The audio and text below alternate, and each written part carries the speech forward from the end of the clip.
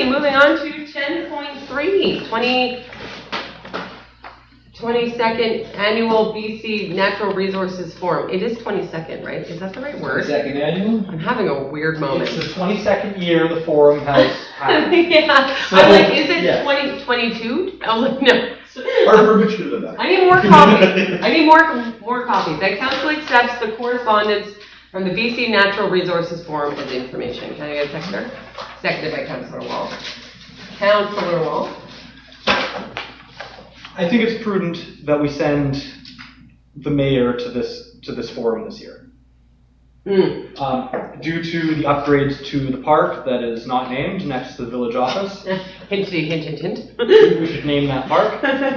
We're looking for funding regarding that. We're looking for funding regarding other projects. We have many different things on the go, and we are, I believe, correct me if I'm wrong, the only municipality that opposed the letter at UBCM. At that time, yeah. At that time. Yeah. Well, now there's others that have done it. Yes. At the time, we were the first to oppose a sweeping change regarding our oil and gas industry. And funding, yeah. Regarding funding from oil and gas industries. And they seem to be quite satisfied with our opposition to that motion. So this could be an opportunity for us to try to find some money. And I do believe it's worth the investment to go, and I think it would be worth this to send someone else as well, due to, what's the other thing going on now? Well, so if you remember when I was at the UBCM, I attended a CAP meeting, so that's the Canadian Association of Petroleum Producers, where I presented them with our opposition letter. At that point in time, while they had all the mayors and PRD leaders within the room, they had talked about doing a growth summit with all of us at the same time, and that could be a future endeavor that they're taking on just to really inform the general public about oil and gas within British Columbia. I've been speaking with CAP since that point in time. They are going to be meeting with us, meeting with all of the leaders from up here during the Natural Resources Forum. So if I go by myself, I am going to be missing part of it while I'm meeting with CAP. So it would actually be beneficial if somebody else did come, because there is going to be some of those things I'm missing. So I was actually with you bringing that up as well. Councillor Ravel did have a question. Are you responding to my? No. Nope. Okay, Councillor Ravel. So essentially we're receiving this information because we're planning whether or not to send a couple of 1, 2, 3, 4, 5, whatever folks to this in February, right? We're planning to allocate some of our budget to this. Yeah, so basically with our conference policy that we just finished doing, it does state within the conference that the mayor and one other member of council may go. Yeah. So I don't technically need a motion or anything from this council at this time, but there is an option for a member of council to come. So putting this in front of you is just really to find out if there's any interest from any of you. Now, Councillor Wall and Councillor Ravel have previously gone. Yes. Councillor Johnson and Councillor Whittle have not gone as of yet. So you would both sort of get precedence at this point if you're interested in going. Okay. You get tips. You get tips. You do. So what we can do is we can have staff put the invite in writing out to Councillor Johnson and Councillor Whittle, and then if neither of them are able to attend due to scheduling, then if there's another member of this council that is sort of a secondary interest, we can then back it onto that. I'm in favor of that. Yes, please. So I'm in favor of that. I would also like to note that in 2023, I believe it was, when myself and Councillor Ravel attended, that is where, just so the public is aware, that is where the conversations with the Ministry of Environment happened regarding our lagoon. And those conversations started there, and that's where we get, really going back to the beginning of it. This is where that 2.8 million, and now we're doing the lagoon project, and it's not affecting our tax base at all. This is a forum that I think could really positively impact the projects that are ongoing in Poos. Not just our lagoon, because that's already been covered. Yeah. But regarding the park next door, regarding our drainage, regarding other ongoing projects, regarding properties that may or may not. How do I say this without saying this? Yes.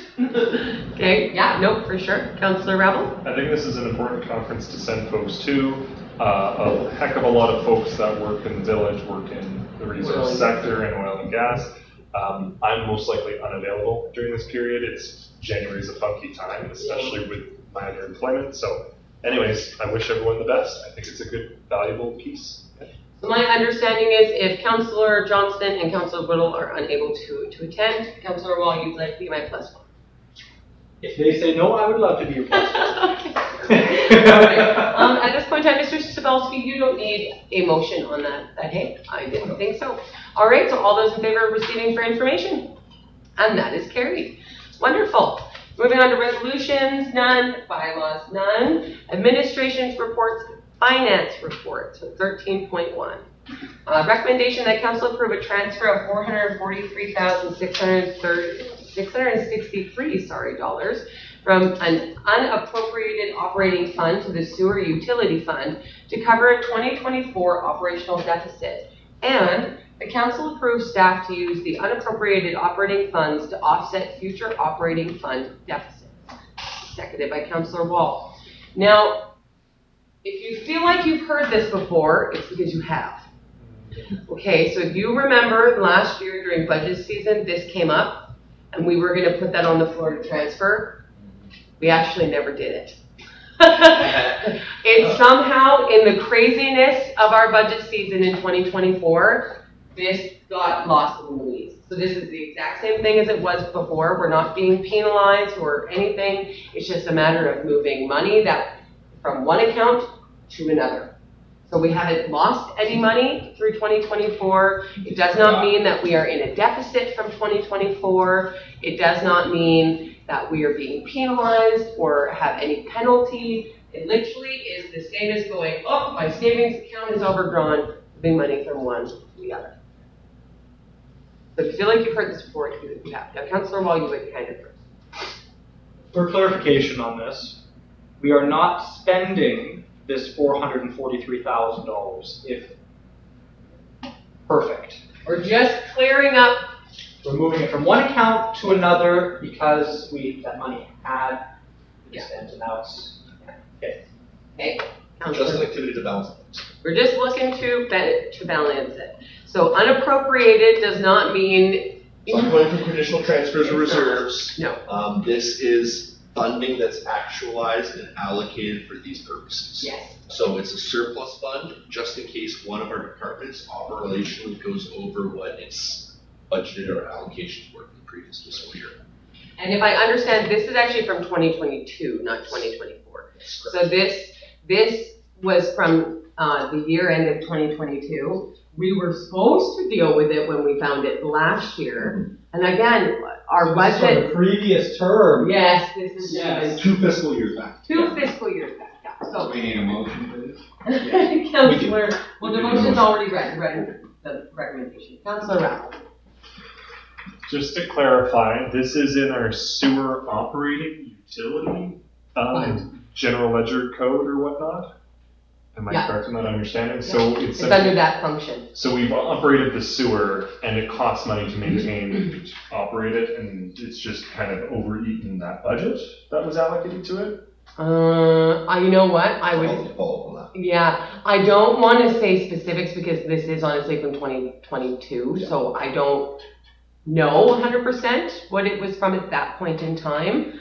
I'm assuming it's something along those lines. It's something to do with our Usually it would be a compounded operational deficit. Yeah. So, and it's just in that function that it's showing the deficit, because if I remember correctly, we didn't end 2022 in a deficit. No. So it's just this functional account is showing a deficit, but it does not mean that the year end of 2022 was an overall deficit. Does that make sense? Ultimately, this department is more of a loss leader than some other departments. Yes. Our sewer's not making money. No. Councillor Rowell? I do want to express concern with the second part of that motion, that council approves staff to use unappropriated operating funds to offset future operating funds deficits. I don't think we have the ability to do such a thing. to give a blanket future approval to all potential budget deficits? Well, so this would basically fall under our CFO and our finance, right? So every year, our CFO and our finance, they give us quarterly updates, we get quarterly audits done. So there's always that checks and balances going on constantly. What this means is that rather than our finance department having to, like last year, when they found this, brought it to council, we were in the midst of a crazy budget season, this never got dealt with. Our new CFO started Core Partners, and they went, hey, Will, wait a minute. And then immediately our finance staff went, oh my gosh, that somehow got lost in the wings. Now we're gonna have to bring it back. We gotta wait for council motion on it before we can do anything with it. So it wouldn't put the community at risk by having that second motion, because we do have a lot of checks and balances going on constantly. We have our finance department, who's being checked by our CFO, who is our third party is Core Partners, and then Core Partners and Finance are being double checked by Sanders and Rose, who is our overall auditor for the community. This would actually add no added risk to the municipality. Yes, Councillor Rebel. So I understand the reason behind such a motion. However, would this not be more appropriate in some sort of financial operating policy or When I financial see the direction standards? you're going, okay. Because with a purchasing policy, for example, Yeah. fine, you're enabled up to this amount to purchase it, you require 3 quotes, yada, yada, yada. I don't think it would make the most sense to future-proof this, to have it as just a motion made today. I see what you're saying. And That is a very good point. to ensure that there's transparency in our operating procedures, especially in regards to finance, would it not be better to have some operational thing that, okay, we have a surplus account, when we utilize the budget, there's conditions on how we can move these funds around. I'm fine with that operationally, because it's Yeah. essentially just taking a budget line Yeah. and utilizing the surplus to cover the operational expenses and not having to come to council for, oh, sorry, this thing was $5 overdrawn or whatnot. Totally, yeah. So I think that would be more prudent, more future-proof approach, because this motion will be almost impossible to refer to in the future, and is probably not the appropriate mechanism. A finance policy would be an appropriate mechanism for this, in my opinion. That's a phenomenal point. Mr. Sobalski, is that something that you're feeling sort of falls under the range of policies, or is that more of a bylaw? From my previous experience in other jurisdictions, Councillor Rabel is correct in his assessment of the current purview of this issue. Okay. Usually you would have, say, additional procedures and checks and balances in place through the purview of an overarching policy that would outline the capitalization requirements, as well as, let's say, transfer requirements beforehand, so that we can say, deal with an issue before it arises. Okay. You know what I'm going to do for this, for Councillor? No work. I'm going to actually rescind my previous motion, and I'm going to look for a seconder for rescinding, Councillor Wall. I'm going to make a new motion. The motion I would like to make is that council approves the transfer of the $443,663 from the unappropriated operating fund to the sewer utility fund to cover the 2024 operational deficit. Can I get a seconder on that? Seconded by Councillor Wall. Any discussion regarding that? Councillor Rabel? You're gonna hate me on this one. I need to see it identified in evidence in front of me. I'm sorry, without the budget lines, without the evidence in front of me, I'm not able to move forward on this at this time. Is it not stated in the finance report that was given to No, us? there's a report, but I'd like to see the actual financial plan of that year, and that I'm able to see where these funds are being transferred to. Right now, I understand that it's covering a budget line shortfall from a surplus account, but I'd like to see that identified in this report, and I don't see that at this time. Therefore, I'm unable to make a fully informed decision. Therefore, I'd have to vote in opposition. Okay. Councillor Wall? I do recall the conversations that we had around this table 2 years ago Yeah. about this. I remember them being quite heated and fun. Put that lightly. So I do feel, I understand where you're coming from, Councillor Rabel. I do, however, feel that we have been provided, we did have this information 2 years ago. I remember it coming up last year. Yeah. For some reason, It got lost in the it's shuffle. the third time coming around. I would hate to vote it down now. We should just do it. So, for that reason, I am going to vote in favor because it's the number. I don't recall the exact. I remember doing it 440 something thousand. Yeah. 443, 663 sounds like the number. So, and it is my understanding. I could be incorrect on this. That would be in contravention of the community charter if we didn't. Yes, that is one of the largest concerns. That's why this is the issue that these have, which is the reason for the second part of the recommendation. But Councillor Ravel does make a really, really good point. And so we can rectify that when the motion for the policy is put on the floor. But right now we are in contravention of the community charter. So I'm going to call the question. All those in favor of the motion on the floor? All those opposed?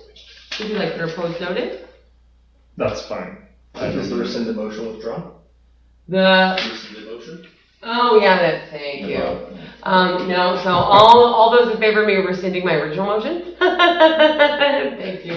Sorry, that was like, I totally did that backwards. Thank you. Okay, so we voted on both? We're all good? We're good, we're good. Okay, so the second motion I would like to make is that staff draft a policy that approves staff to use unappropriated operating funds to offset future operating fund deficits. Seconded by Councillor Ravel. Councillor Ravel. Friendly amendment within standard accounting practices and guidelines. I accept it. According to B7. Yes. Amendment. Yes, Sounds yes, great. because if I may, there must be some sort of limit. If it's massive, like it's $500,000 or $1 million, yes, that should come to our level. And then the other piece too is thank you for this because, okay, 1974, there was a November 2nd meeting. It said that I could use that truck, and damn it, I'm going to use it because that person that's no longer alive said it. And I can refer to that right now. There's that long Like, brain it's too thinking. messy. It's way too messy. No, I think that was a really, really wonderful point. And I like the add-on of the amendment, which I've accepted, so. Any other comment? All those in favor? Wonderful, that is carried. Thank you very much, gentlemen. See, we are doing things tonight. Okay. 13, we're doing action items. They're still not on there, and either is our capital and special projects, but Mr. Cebulski is going to probably be doing some digging to make sure Is it that... because they're all done? No, there's lots of status updates coming for the December 4th and December 18th meetings, as well as we will be having provisional budgets ready for December 18th. Yeah. So, we're going to move on to councillor reports. So, Councillor Johnston, what you been up to? I attended our budget meeting. I attended our Remembrance Day celebration, and very good speech by our mayor. And I think that's about all I've got for this week. Okay, sounds good. Okay, Councillor Ravel, what you been up to? I also attended the budget meeting, and I was also present at the Remembrance Day ceremony at the Puskupi Legion branch number 34. It was great to see the RCMP in Red Surge. It was great to see how many people showed up. Actually, it was so well attended that some folks even said, hey, it was too busy, and they left. And it was lovely to see all the community partners who helped support that function. Okay, and then, seeing that it's been a busy season in other hats, that's why I think the portfolio discussion is valuable. I attended the November 20th council meeting and I read a report regarding the housing assessment, and there was a piece in there I would like to specifically identify. It so happens to be on page 90 and 91 of this agenda. Perfect. That's how I could segue into this. I love it. I'm feeling it. So anyways, it identifies best practices, and it mentions some senior government policy. I'm wondering what assistance that we in the village can offer folks who are attempting to apply for these various benefits. Assistance, advice, something just to point them in the right direction, or simply just to make available information that can, so when they come into the office to pay their utility bill, they're like, oh my goodness, I can apply for an accessibility grant to modify my house to make it more accessible, or I can apply for a rebate for this, or a thing for this because I'm a senior. I'm wondering what information, are we able to provide helpful information to direct people to these resources and these projects and these grants and whatnot? And then also, are we able to provide some assistance within reason to help direct people to these beneficial programs? Okay, I can speak to that. please do. Other jurisdictions do usually offer like a one-pager of Yeah. different, let's say, TPAs, grants, accessibility options that are available, Yeah. homeowner incentives, things of that nature. And usually it would be a referral option to then food service providers. Yeah. You know, DC Public Service, third-party agencies, things of that nature. But that's something that administration can fill that void, so we can at least start that referral process. Sure. Nice. It's something that we can work on for early in the new year. Nice. Should I put a motion then for that? Do you need a motion for that, Mr. We Small? would need a motion for that. Okay. Just to direct administration to follow up on that action item. I therefore direct staff. It's interesting to word it that way. Anyways, I therefore direct staff to produce some sort of document to assist folks in what government best practices. He totally knows what you mean, so you're basically That looking is for. terrible. I've always got the What word. third-party assistance is available? Yeah, Yes. I'm thinking in my head what ones I have to list, but essentially it's the long and the short is what programs exist to help people improve their homes, make them more accessible, make them livable, seniors. You could also do one for business owners. Mhm. Yes, business owners. Asia, right? I think that would be two streams. We'd have to start one with Yeah. public constituents and residents, and Yeah. then one for the commerce sector after. But definitely both are compounding activities that can be working off of each other. That was seconded by Councillor Johnston. Perfect. That is the worst motion I've ever made. He loved it I so much, he understood. seconded it while you were still speaking. I understood. I know what you But wanted. You have it's- Councillor Johnston talking about it. Yeah. And you, I know. It's essentially page 90 and 91 of The oldest guy on the That's road. good. almost see it. Senior assistant, yeah. I'm All right. second that one. Okay, that sounds like wonderful. All those in favor? And that's That's the carried. worst motion I've ever We made. were fully supporting you. No, commitment, Bring a Counselor. seat back in. Okay, Councillor Wall, you're up. Well, I attended the budget meeting. That went quite well. I was not able to attend the November 8th? 6. 6th council meeting due to a rehearsal for Remembrance Day. That went quite well. I hosted Remembrance Day at the Legion. That went very well. We had 215 people attend, according to our lovely fire chief who took count. Making sure we're within occupancy. Yeah. That was really good. I want to thank the Dawson Creek RCMP for the first time in 15 years showing up in Red Surge. That was really wonderful. The Rangers, the Junior Rangers, Search and Rescue, Puscooby Fire Department, Toms Lake Fire Department, the Ladies Auxiliary, Men's Auxiliary, the Reserve Troops, and the Fix Urban Grill for donating that stew, which they do every year, and Tim Hortons as well for the coffee and donuts and tea provided. I think it was a wonderful event. I was, the stress was up to my eyes trying to plan that and get it going, but I think it worked out pretty well. And I hope to see as many people there next year as there were this year. And yeah, so that went really well. And I want to thank the community as well for showing up and supporting our veterans and those who served and sacrificed everything for what we have. And also Corey Corey Lizotte, Pastor Yeah. Lizotte. yeah, Pastor Lizotte. He did a fantastic sermon talking about what it means to have freedom and how we so often Take it for granted. take it for granted. And there's certain things that we do every day that 100 years ago, 50 years ago, would have been a struggle. So I want to thank him as well.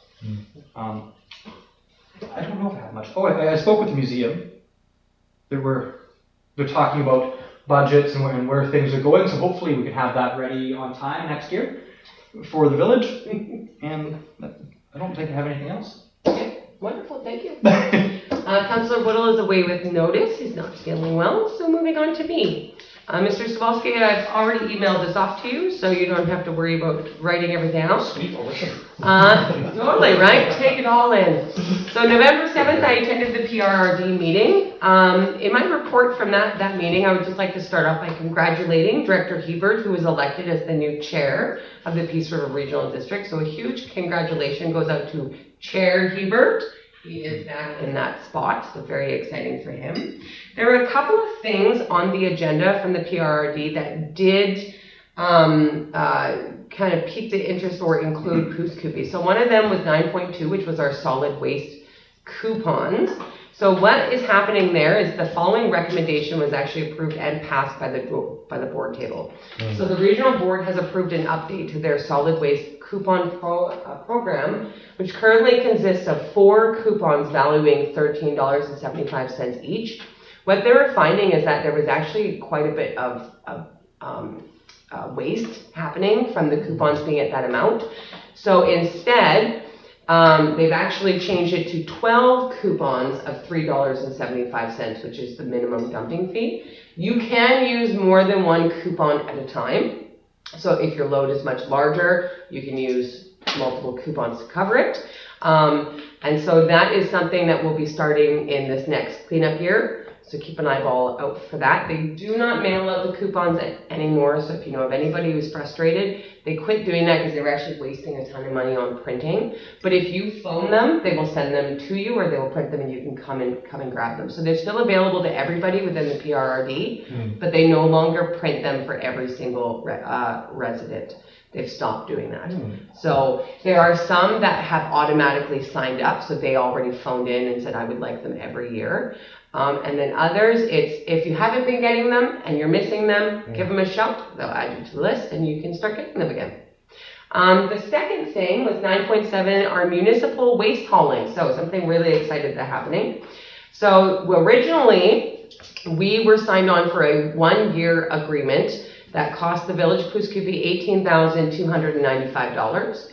We have re-signed on for a 3-year agreement, which totals $48,885. I know that sounds like a lot, but it's actually saving us $1,900 and $1,999.96 per year. So we're saving money. So I always love it whenever we save money. We're saving almost $2,000 a year. I was very excited about that. That's a couple of houses' taxes. I know. So we've signed on for a 3-year term instead of 1, and we've managed to actually get a pretty awesome savings out of it. So I was very excited about that, and I was jumping at the bit to vote on it, and it ended up going through. So that's awesome. When was this? That was on November 7th. Oh, the one I wasn't here for. Yes. No, that was at the PRD. This is my PRD meeting. Oh, I thought you were talking about our municipal one. No, I'm reading my PRD report. Ah, sorry. Yes? And just to clarify, that's exclusively for Pouce and the RD, or is it for all the other municipalities? No, that's just Pouce. Oh. Yeah. So then on November 7th, I then attended our strategic planning budget session with council and staff to prepare for the 2025 budget. Huge thank you to Mr. Anderson for all the work that he put in. Yeah. He had a lovely agenda. He had everything really well laid out. Him and staff worked so hard. They all met. They identified the needs in the community, and they managed to really present it to us, I thought, in a very clean and thoughtful way. So huge thank you to our staff and to Mr. Anderson for really taking that by the horns and running with it. He did a phenomenal job. On November 11th, I spoke at the Pouce Coupe Legion Remembrance Day ceremony, and I'd like to take this time to thank the Legion board for all their hard work, and to all the members that participated. It was an absolutely beautiful ceremony that was well organized, and I think honestly it was one of the best ones we've seen in the longest time. Again, having the Red Surge there was so cool. It was nice to see everybody gathered in one space. Stress up to here. I know, you did a phenomenal job. So thank you to everybody who took part in that for your dedication to our community. November 12th to the 14th, I attended the NCLJ Mental Health and Addiction I cannot say this word. Symposium? Thank you. I always want to say synopsis, and I'm like, that's not the word. Symposium in Prince George, and this was a very heartfelt and important event. Our community was actually one of the featured communities for all of the work that we've been doing with the Northwoods Wellness Center. It was an absolute privilege to be able to meet with members of the province, as well as other local leaders to discuss the important work that we're doing here within our own community to serve those who are the most vulnerable in our region. So it was so cool. Isaac from Northlands actually spoke on it.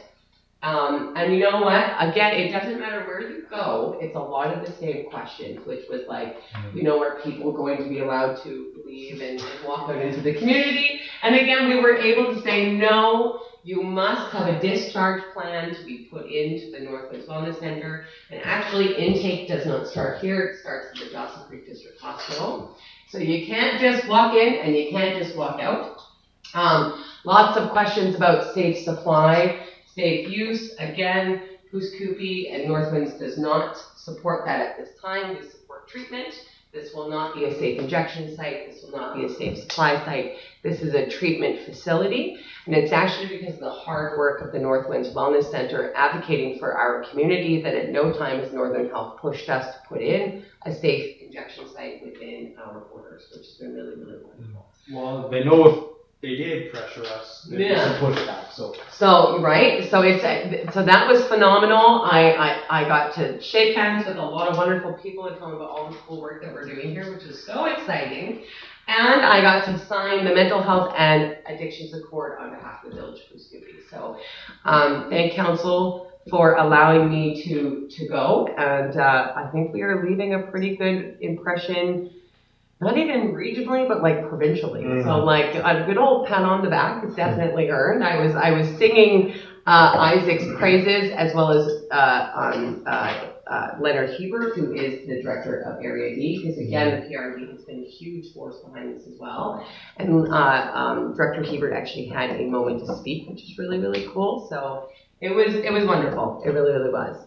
November 18th, I met with our auditor group to go over our quarterly audit updates. It's always nice to see Jaron. I went to high school with him, so it's one of those funny, look, we're grown-ups now. So that's really, really great.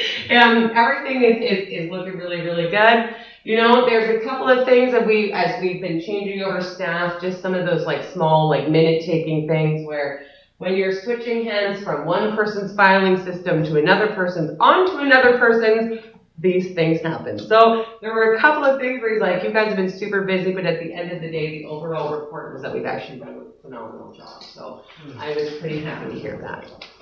November 19th, I met with members of Northern Health to discuss our rural seniors and continue advocating for rural care and in-home support to the Pouce Coupe.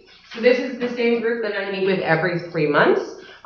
We meet via Zoom, and it's just really talking about how we can get more support in Pouce Coupe.